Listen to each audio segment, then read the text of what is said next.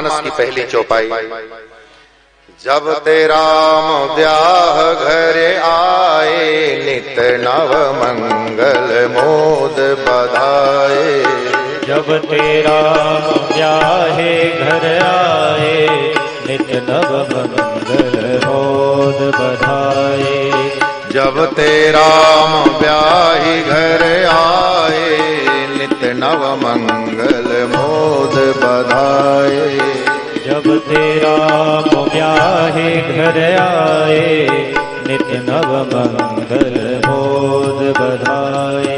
भुवन चारि दस भूधर भारी, भुवन चारि दस भूधर भारी। सुकृत मेघ बरसहि सुख बारी, सुकृत मेघ बरसहि सुख बारी।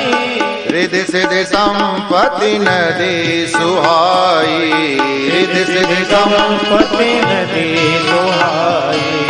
उमगी अवध अम्बुधि गृह आए, उमगी अवध अम्बुधि कहाँ आई। जब ते राम ब्याही घर आए, नित नव मंगल मोद बधाए।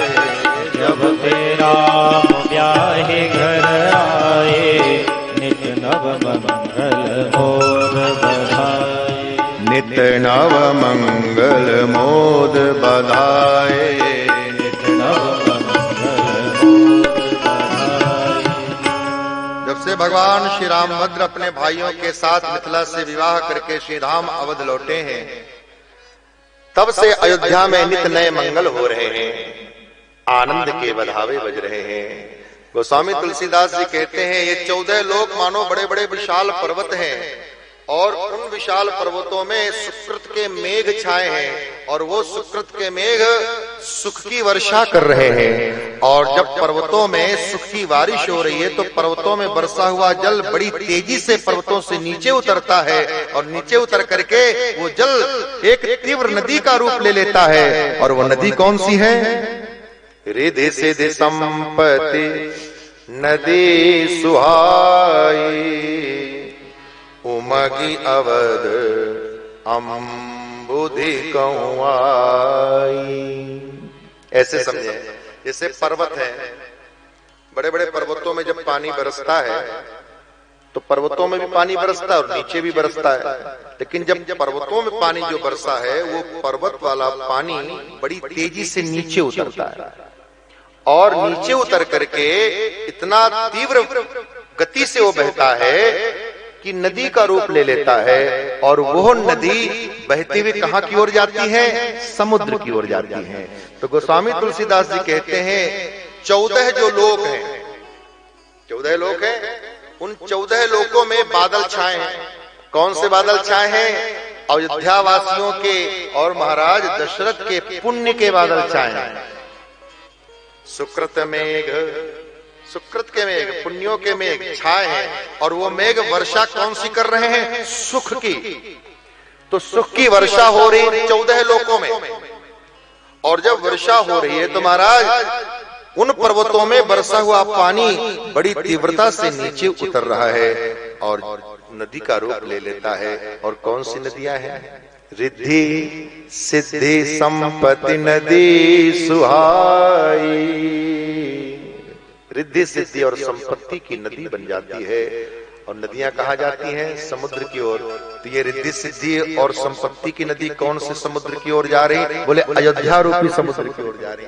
ऐसा सुंदर रूपक बनाया है गोस्वामी जी। रिद्धि सिद्धि संपत्ति, आज पढ़िएगा बालकांड जाकर, अयोध्या कांड जाकर के चौपाई हुई, अब अर्थ समझ में आ गया होगा। रिद्धि सिद्धि संपत्ति नदी सुहाई, उमगी, उमड़ते हुए, उछलते हुए, और किस समुद्र में जा रही है? उमगी अवध अम्बुधि कहाँ आई।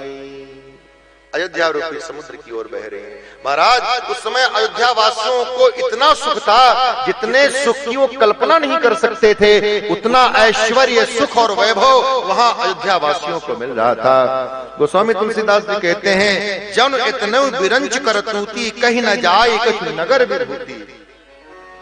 माने ब्रह्मा के खजाने में जितना सुख हो सकता है वो सारा का सारा सुख अयोध्या वासियों को मिल रहा है। मुदित मातु सब सखी सहेली, फलित बिलो की मनोरथ बेली, सब सिद्ध सब पुर लोग सुखारी, रामचंद्र मुख चंद निहारी।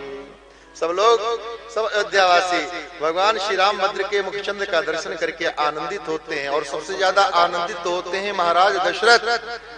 श्री राम जी के रूप गुण शील स्वभाव को देख देख करके, सुन सुन करके महाराज दशरथ प्रमुदित होते रहते हैं, पुलकित होते रहते हैं।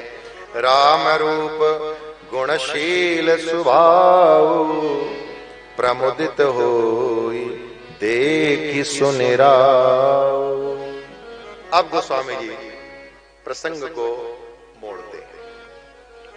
सुख की सीमा का मतलब बॉर्डर।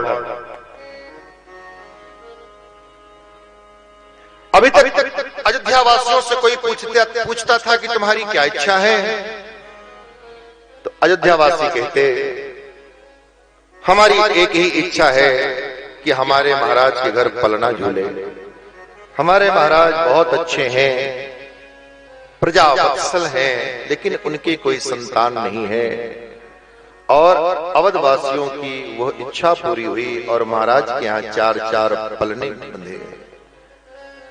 फिर कोई अयोध्यावासियों से पूछता, अवधवासियों से पूछता, अब क्या आप लोगों की इच्छा है? तो अवधवासी कहते चारों भाई बड़े हों और उनका यज्ञोपवीत संस्कार। वह इच्छा भी पूरी हुई। फिर अयोध्यावासियों से पूछा गया अब क्या इच्छा है? तो अयोध्यावासियों ने कहा अब तो हम लोग चाहते हैं कि चारों भाइयों का मंगल विवाह हो और हम विवाहोत्सव का आनंद लें। यह इच्छा भी पूरी हुई। अब किसी ने पूछा अवधवासियों से अब क्या इच्छा है? तो अवधवासी कहते हैं बस एक ही इच्छा है और वो इच्छा पूरी हो जाए, फिर भले ही हमारी आंखें मूंद जाएं। और वो इच्छा क्या है कि राम राजा बने। हम श्री राम को राजा बनते देखना चाहते हैं, श्री राम का राज्याभिषेक हो। हम भगवान शंकर से प्रार्थना करते हैं कि श्री राम राजा बने। सबके उर अभिलाष यस, कहीं मनाई महेश, आप अछत जुबराज पद, राम ही देव नरेश। श्री राम राज्याभिषेक का हम दर्शन करना चाहते हैं। और मानो अनेकानेक अवधवासियों की इच्छा का, अनेकानेक अवधवासियों की अभिलाषा का प्रतिबिंब अवधेश के मानस पर पड़ा। और एक दिन की बात है, अवधेश अवधपति महाराज दशरथ राजसभा में राज सिंहासन पर विराजे हैं। मंत्रिपरिषद बैठा हुआ है, राजसभा के सभी सदस्य बैठे हैं और राज सिंहासन पर बैठे हुए महाराज दशरथ कैसे लग रहे हैं? सकल सुकृति मूर्ति नरनाहु, राम सुजस सुनि अति ही उछाहु। सिंहासन में बैठे हुए कैसे शोभायमान लग रहे हैं महाराज दशरथ, मानो सकल सुकृतों की मूर्ति हो, साक्षात पुण्य पुंज बैठा हो, ऐसे महाराज दशरथ शोभायमान लग रहे हैं। ऐसा कौन सा पुण्य है जो महाराज दशरथ ने ना किया? क्योंकि धर्म धुरंधर है। अवधपुरी रघुकुल मणि राव, वेद विदित, वेदों में विख्यात है, धर्म धुरंधर गुण निधि ज्ञानी। महाराज दशरथ ने ऐसा कौन सा पुण्य है जो ना किया हो? और प्रसन्न होते हैं ये सब सुन करके जब कोई उनके सामने आकर के श्री राम जी का सुजस गाता है, गुण गाता है, उनकी विनयशीलता गाते हैं, उनका माधुरी का, उनके औदार्य का, उनके स्वभाव का ये सुनते हैं तो महाराज दशरथ प्रफुल्लित होते रहते हैं। बड़े बड़े राजे महाराजे आते हैं, उनके चरणों में प्रणाम करते हैं। गोस्वामी तुलसीदास जी कहते हैं उस समय 3 लोक में, 3 काल में महाराज दशरथ के समान कोई बड़भागी नहीं था, कोई सुखी नहीं था। त्रिभुवन 3 काल जग माही, भूरि भाग दशरथ समनाहि। और क्यों न हो बड़भागी?